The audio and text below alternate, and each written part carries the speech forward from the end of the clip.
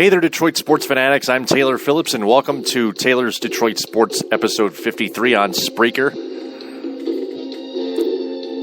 Lots of Tigers talk tonight, including the 8-2 loss that includes a rain delay that lasted about 3 hours. We're also going to talk about Tigers head groundskeeper Heather Nabozny getting injured while helping put the tarp on the field about a little after 8 p.m. The upcoming schedule for the Tigers is critical. Also an update on Joakim Soria getting healthy. And Alex Avila's absence leaving an opportunity for James McCann, and some broadcasting news notes, as well as the Pistons' Greg Monroe. Oh, and of course, upcoming college football games from the Mitten as well. A couple big ones, too.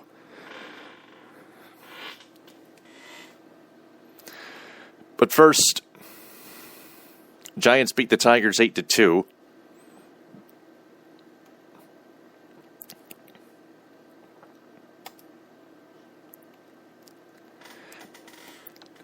Pablo Sandoval started the scoring with an RBI single in the top of the first, and then the second, the G-men started piling it on.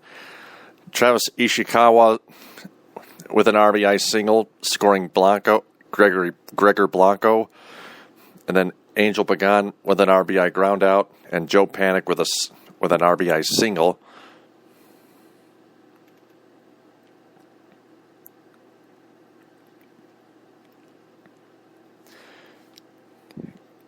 And then in the top of the third, Gregor Blanco with an RBI double, and Brian Crawford line one off of Porcello's foot to Nick Castellanos for an RBI infield single, making it 6-0. Rick Porcello was shaken up, but had to finish the third anyway. But his night was done anyway. And after that rain delay, the game continued with Hunter Pence reaching on a bad Castellanos error, scoring Joe Panik, making it 7-0. The Tigers would try to come back in the bottom of the fifth. Rajay Davis got the Tigers on the board with an RBI groundout, and then Ian Kinsler singled home Brian Holiday, making it 7-2. But that's as close as the Tigers would get, as Pablo Sandoval blasted a cookie fastball off of Buck Farmer to right to put the exclamation mark on the game, making it the final 8-2. Rick Porcello takes a very rough loss in which exclusively includes the sore ankle that he took a line drive off of. He allowed 10 hits, 6 runs, 5 earned, walked 1 and struck out 1 in just 3 innings flat.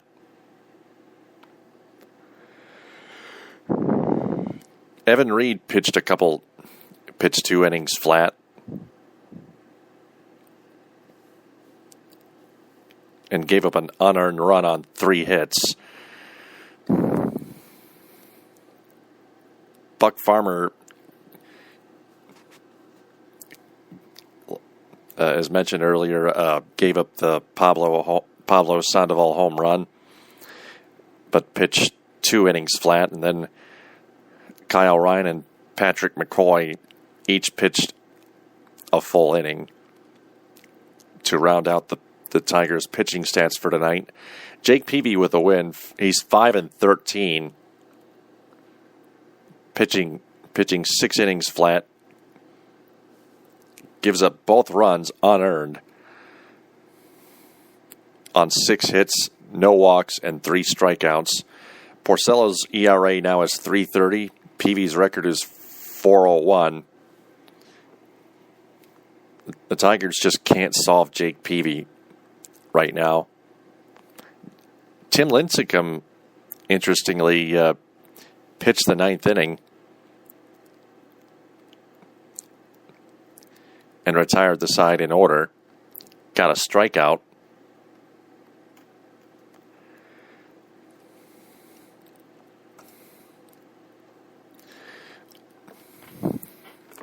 So the Royals blanked the Yankees 1-0 in the Bronx, and the Mariners took down the horrible and injury-riddled Texas Rangers 7-5. So the Tigers now trail the Royals 2 games flat in the American League Central Division standings, and also trail the Mariners by a half game for the second wild card spot, which means the Tigers are totally in trouble of bowing out of playoff contention as of right now. The Oakland Athletics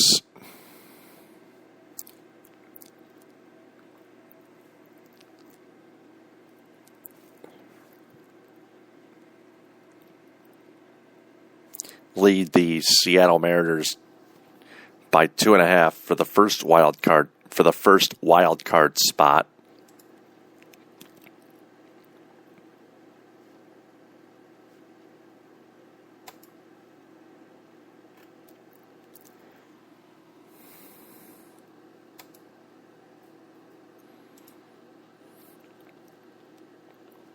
So a little bit of seriousness going on with Heather Nabosny getting injured.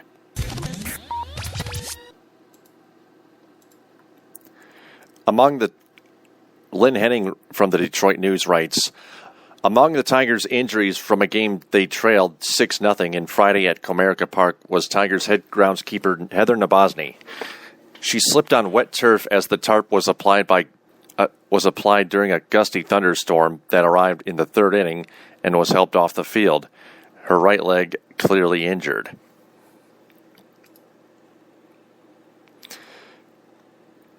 The Athletics just lost 4-3, so they're now just two games flat ahead of the M's, the Mariners. The Mariners by for the first wild card spot. Tigers are now 77-64. The Royals are 78-61, the Mariners are 77-63, and the Athletics are 79-61.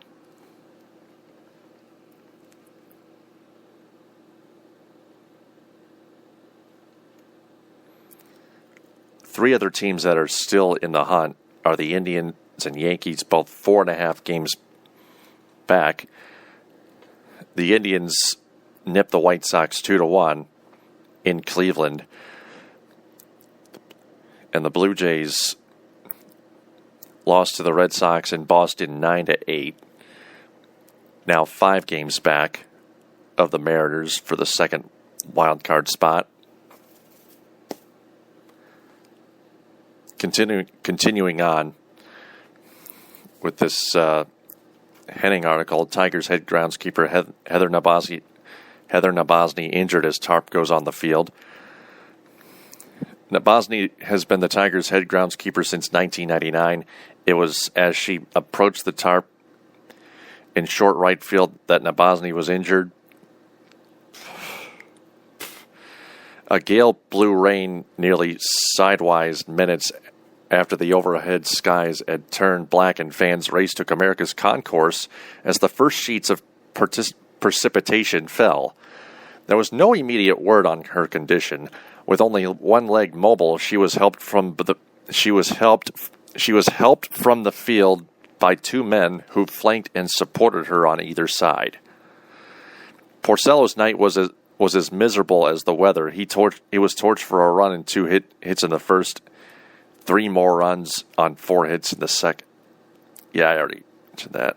On three more runs on 4 hits in the second, and two more runs on 4 hits in the third. The forecast called for rain late into Friday night. The Tigers could be forced into. That so-called doubleheader will not take place because the game just ended, Lynn. So that article is too old.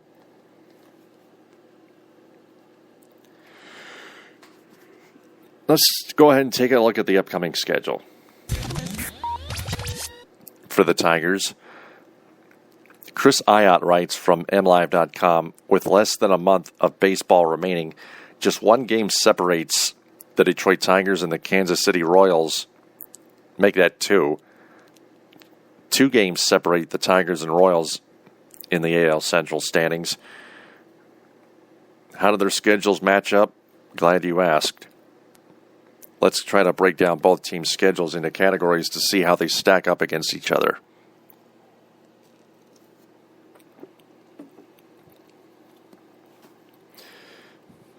The Tigers play 3 more games against the Indians, and the Royals play 4 more games against the Indians.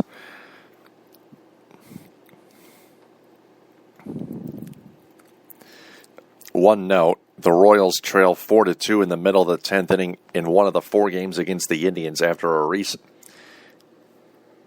which was suspended due to rain. The Tigers trail the Royals by 2 games in the division standings now, but the Royals are 3 outs away from a loss in the suspended game. In other words, the Royals are just 3 outs away from losing a half game in the standings. The Tigers get a slight advantage in this category because they play the Indians at home and the Royals play them on the road. Games against teams with losing records. Tigers play the Twins for 4, and then the White Sox for 3, and the Twins for 3 in Minnesota. For the Royals, they play the Red Sox at 61 and 79, and they play the White Sox for 3 in KC and 4 more against the White Sox in Chicago at U.S. Cellular Field. Notes on those. The Tigers have 2 series left against the Twins. The Royals have 2 series left against the White Sox. The Twins have a worse record than the White Sox, but the Twins have been red hot, been the hotter team than the White Sox have, because the White Sox have played their worst baseball in the second half and have traded away some players in the past week or so, despite having Jose Abreu on their team.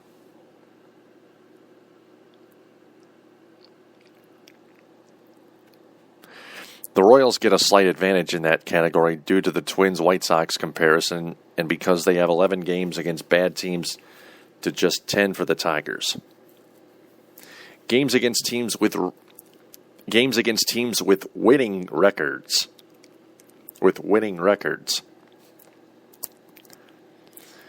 Tigers have 3 against the Giants. One of them just got over with.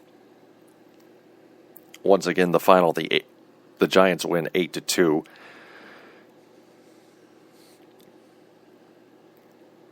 The Royals play the Yankees in the Bronx for 3. That one of those 3 games just got over with. Just got done with the Royals beating the Yankees 1-0.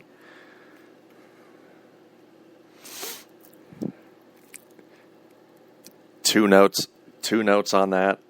It won't take long to sort this out. The Tigers host the Giants for two more games starting three games starting Friday. Already got over with. The Royals had the Yankee Stadium for 3 games starting the same day. The Tigers get a slight advantage here because they will be at home, but both the Tigers and Royals have tough challenges ahead of them this weekend. Head-to-head, Royals at Tigers next week, and then the Tigers at Royals later on this month. The Tigers get their first crack at hosting their main division opponent. The series that starts Monday at Comerica Park could be a doozy. There isn't a game in the series where either team will have a major starting pitching change, or a major starting pitching advantage, rather. It's Justin Verlander versus Jeremy Guthrie on Monday, Max Scherzer taking on Jason Vargas Tuesday, and Rick Porcello dueling with James Shields on Wednesday. How can either team have an advantage in this category? They are 2 games apart in the standings. Each of the teams will host 3 games against one another. The Tigers have 21 games left. The Royals have 23. Counting the suspended game, they will play each other 6 times. Things are about to get interesting. The Tigers put themselves in a good spot with clutch wins in the 2nd and 4th game of their series against the Indians. The Royals enjoyed an off day Thursday. So, to my audience, how do you think the Tigers and Royals will do?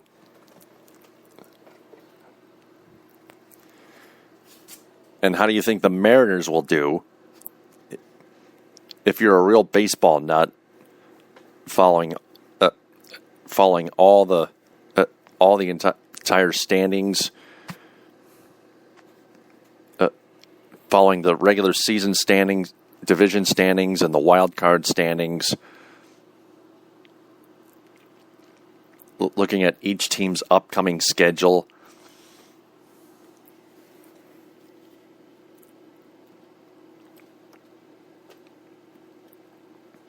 I mean, you got to go deeper into the entire playoff race. It's not just the Tigers and Royals.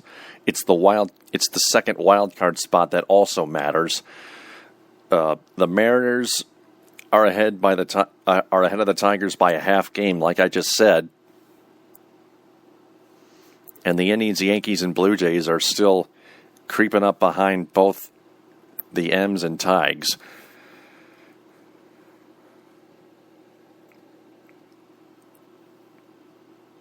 So, I don't know. To me, it's 50-50. The Tigers have had an unstreaky span as of late. They've won 3 out of their last 5 games.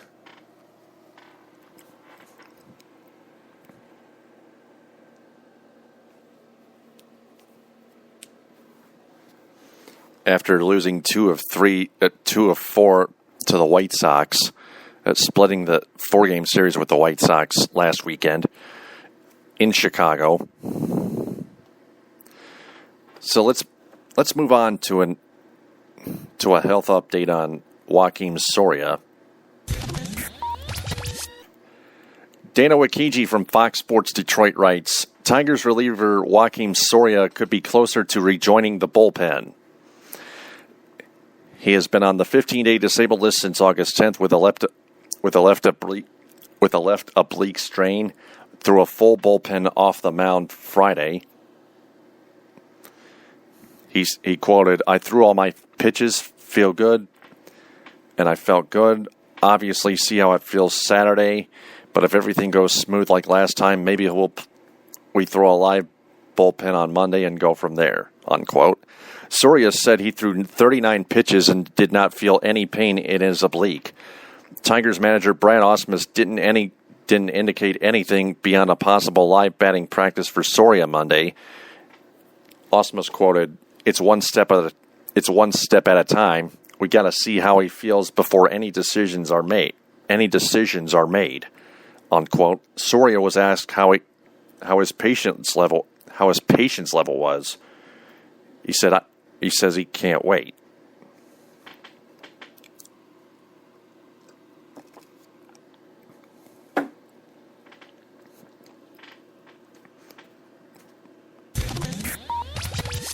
Dana Wikiji also writes in this article, Tigers catcher Alex Avila was not in the lineup for the 3rd straight game.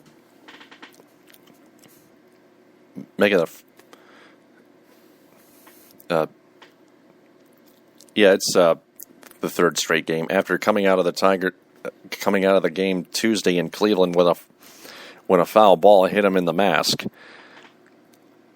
Ausmus said, quote, "We would want him to have a day where he's completely symptom-free. So far Friday, he's been good. Thursday, when he started getting active, he had a mild headache. It may or may not be related to the hit he took the other night, but better to be safe than sorry. He may just have a headache because he had a headache." Okay. Brad, I think you're not being specific at all.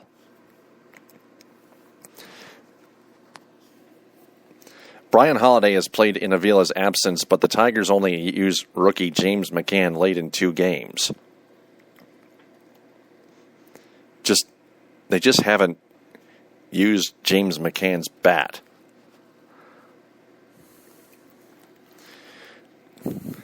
Brad Ausmus said with Alex's concussion, he could start McCann. He doesn't want the team to lose focus, and that AAA to the big leagues is a big jump, and it's even bigger jump when they have to handle an entirely new staff against an entirely new league of hitters with all new scouting reports. That said, Ausmus said McCann still might get a chance to play. He thinks McCann is an intelligent catcher who takes a lot of pride in his defense, and he thinks they can certainly help McCann make the transition. So he doesn't want anyone to write him off as not playing, because especially if Alex needs more time, then McCann's going to play, because they can't just put Brian Holiday out there every single day game after a night game.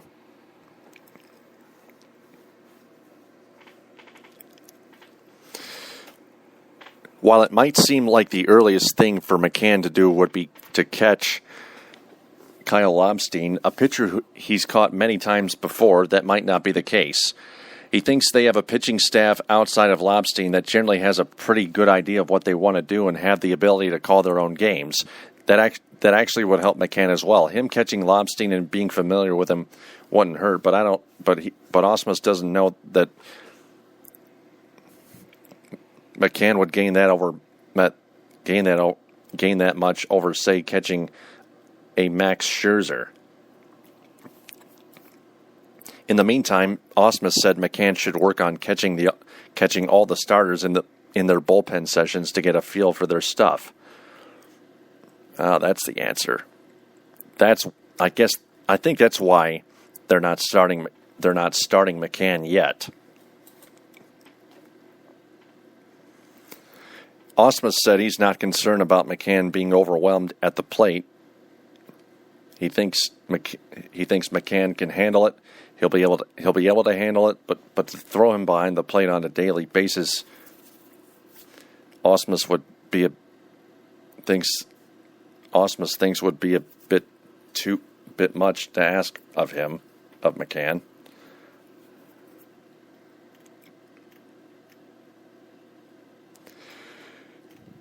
So, more of the Avila McCann situation written by Brendan Savage on MLive.com.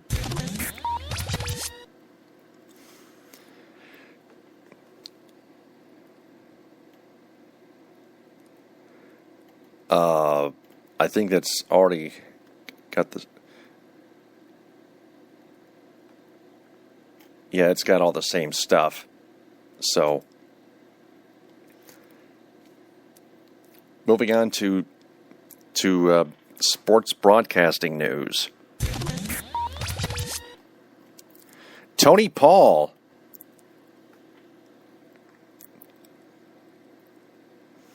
from the Detroit News writes that Fox Sports Detroit is considering adding a third person to the TV booth for Tigers games in 2015.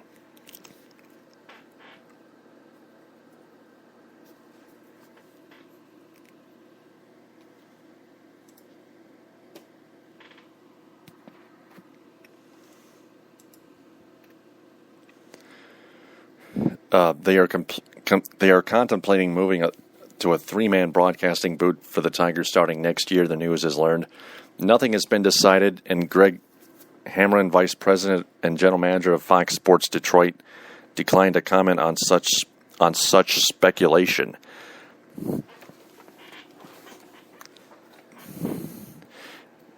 But it was at least a bit curious Friday afternoon when Fox Sports Detroit, out of the blue, announced that Jack Morris, who regularly works Twins games for Fox Sports North, would be joining Mario Impemba and Rod Allen. Mario Impemba, the play-by-play guy, and Rod Allen, the color analyst, in the Tigers booth for 6 games next week.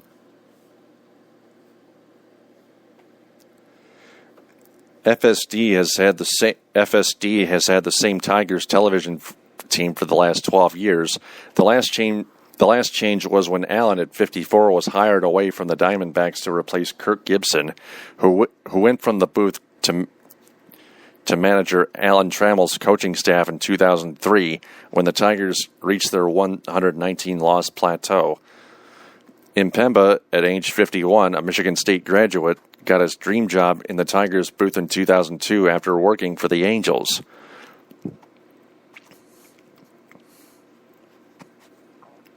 Morris's 6-game stint is believed to be an audition should FSD decide to make a move. There will be no other analysis joining the Tigers booth or auditioning this season.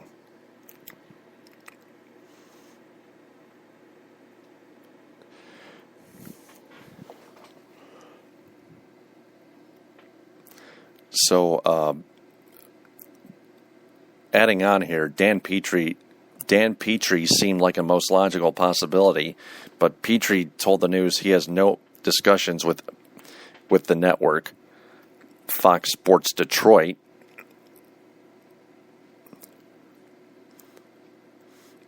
That said, Morris's 6-game stint on Tigers TV did catch Impemba and Allen a little off guard. He appeared on some Tigers telecasts on Fox Sports Detroit in 2003.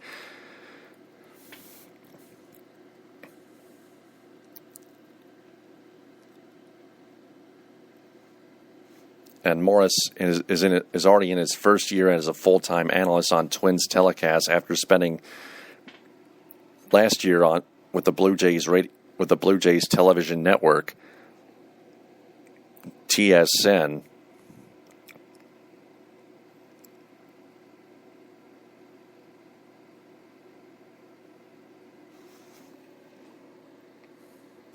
Jack Morris led the Tigers to a 1984 World Series championship and won championships with the Blue Jays and the Twins in 92 and 93.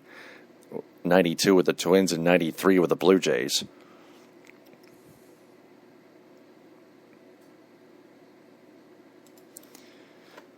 So, MLive.com has confirmed that Jack Morris will join Mario and Rod next year and join them for 6 games this month on Fox Sports Detroit.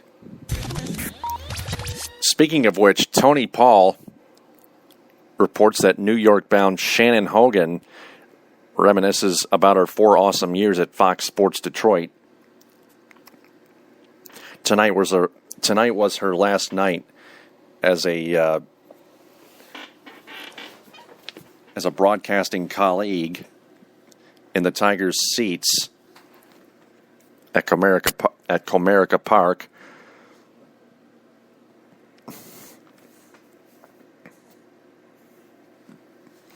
Shannon Hogan was keeping it all together Friday morning. She woke up early per usual, hit the gym, and started prepping for the evening's work on Fox Sports Detroit. So far, so good. Then her mom, Donna, called, and just like that, all the emotions hit her with all the force of a Miguel Cabrera home run. She's like, "How's it going? Are you excited?" Hogan said, recalling the phone call. And I was silent on the other end. "Are you okay?" Still silent. This went on for a few more months. Before finally Hogan's mom offered a tip. Waterproof mascara. "Yeah," Hogan said, laughing. "I got it covered, Mom." Hogan on Friday night was set to work her final game at Comerica Park as a Fox Sports Detroit broadcast outside colleague reporter. She has 2 more days in the studio, Monday and Tuesday, before she boards a flight bright and early Wednesday for New York. There she'll start her new career as a reporter for MSG, covering the NHL's New York Islanders. The move brings to a close nearly 4 years with FSD for Hogan, who in a relatively short time gained quite the following among viewers, who were drawn to her enthusiasm, sense of humor, and, of course, her reporting. Hogan becomes the second rising FSD star in a little over a year to leave for a more prominent gig after Ryan Field departed last year for Fox Sports 1 in the spring.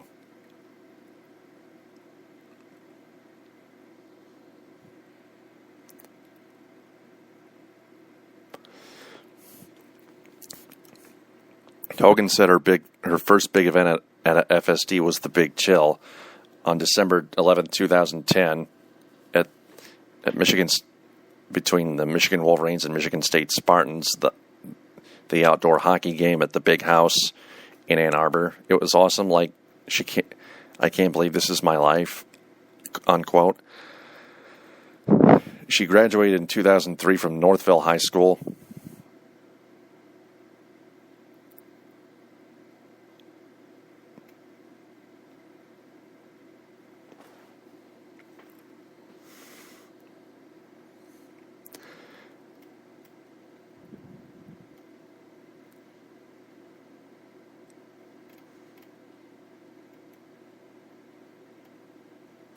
Then Hogan will miss her FSD colleagues too, especially those she worked with covering the Tigers, Red Wings, and Pistons, as well as college hockey.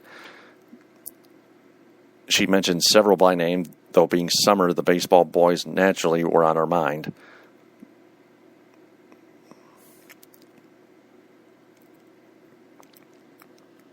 And me personally, I'm going to miss Shannon Hogan. I wish her all the best.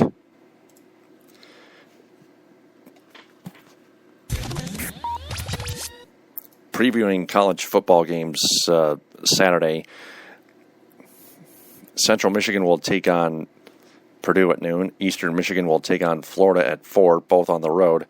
Michigan and Michigan State will also be on the road later Saturday night. Spartans will take on Oregon at 6:30 on Fox. And then the Wolverines will take on the Notre Dame Fighting Irish in South Bend at 7:30 on NBC. Now to the Detroit Pistons. They have signed Greg Monroe to a 1-year qualifying offer officially, making him an unrestricted free agent next summer.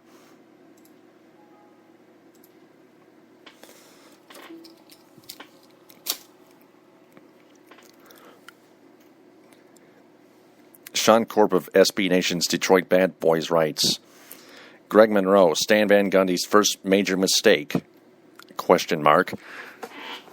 Joe Dumars' final blunder as GM might have led to Stan Van Gundy's first as his replacement. With the news that Greg Monroe has officially signed the qualifying offer, people are looking for who to blame. Some blame Monroe for apparently wanting out of Detroit. I'm one of them. Others blame Joe Dumars for wasting the beginning of the promising big man's career, a career that saw Monroe play under 4 coaches in 4 years and average 28 wins. Many blame Josh Smith, the roster disrupting additions signed by Dumars, who took shots away from Monroe and points off the board with horrid shooting and decision-making. Few people, however, had been pointing the finger at Dumars' replacement, Stan Van Gundy. Van Gundy was signed to much fanfare in the offseason, and for good reason. He is one of the game's top coaches, and owner Tom Gores paid him a king's ransom to pilot Detroit back to respectability. But part of getting the marquee coach to come to Detroit was that Van Gundy, who had no executive experience, was given control of the front office as well as on the sidelines. From the beginning, the the newly minted president of basketball operations, Stan Van Gundy, talked about how handling Greg Monroe's restricted free agency was the number one priority of the offseason. He bragged about having a plan for every contingency and every possible contract offer Monroe could receive. Van Gundy was faced with three choices. Number one, re-sign Monroe to a multi-year deal. Number two, sign and trade Monroe. Or number three, let Monroe walk for nothing.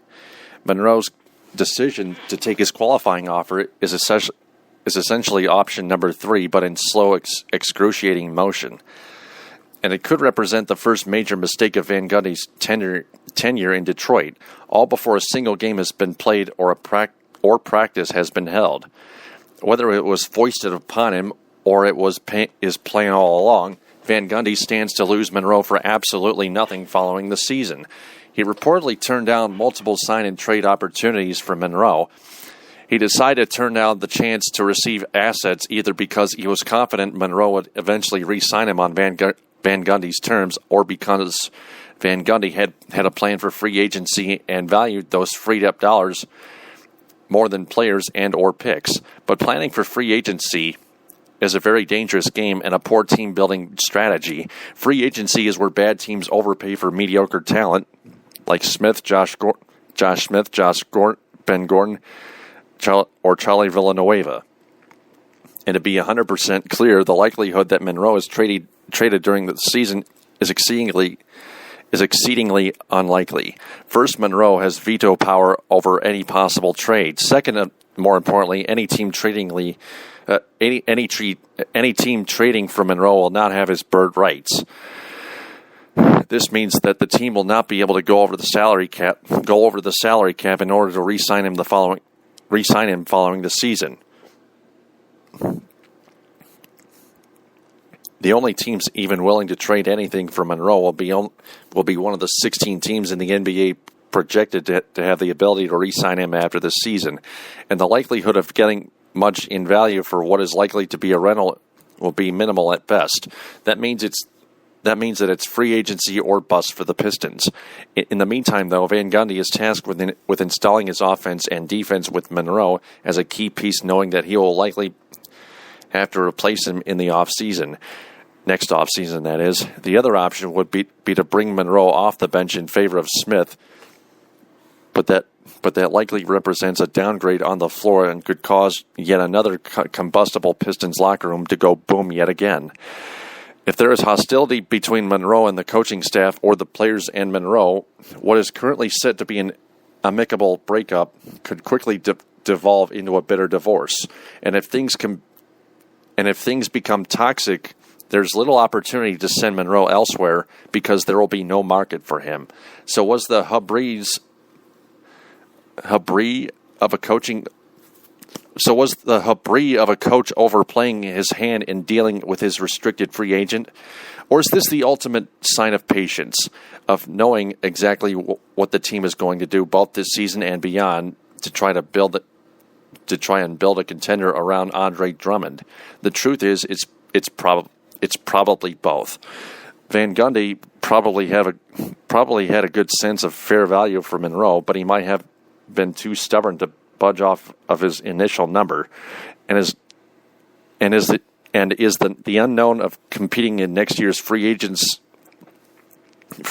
market really better than the known of paying or even overpaying a young big man like Monroe?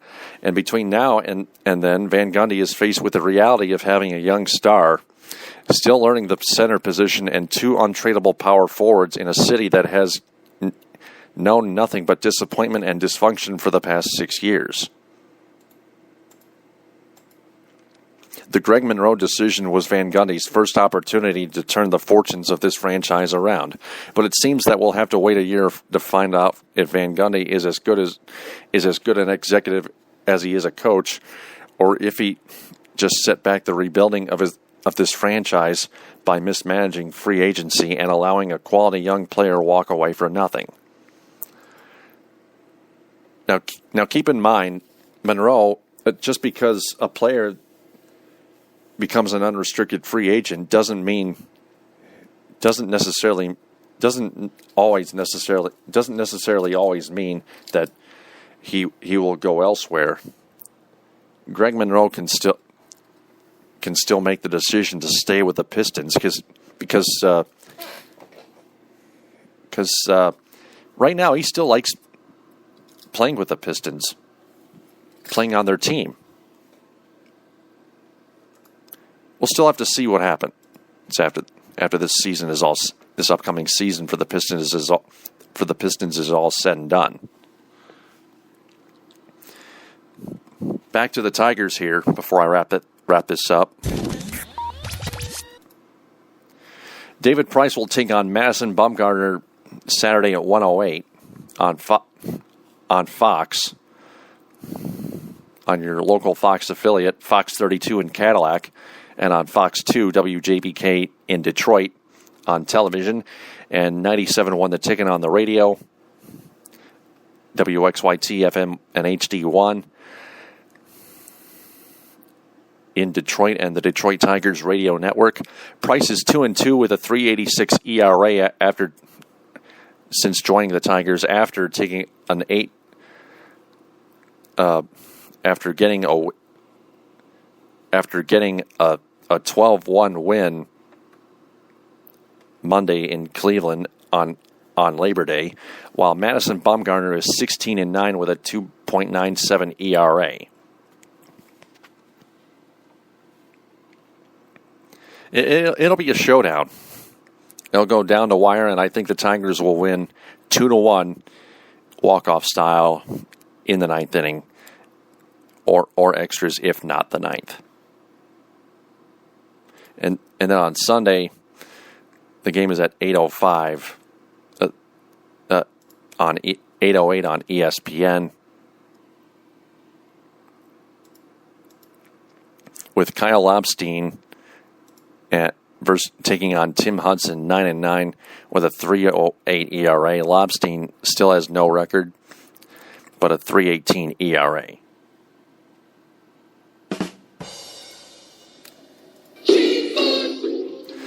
That's going to wrap it up for Taylor's Detroit Sports episode 53 on Spreaker.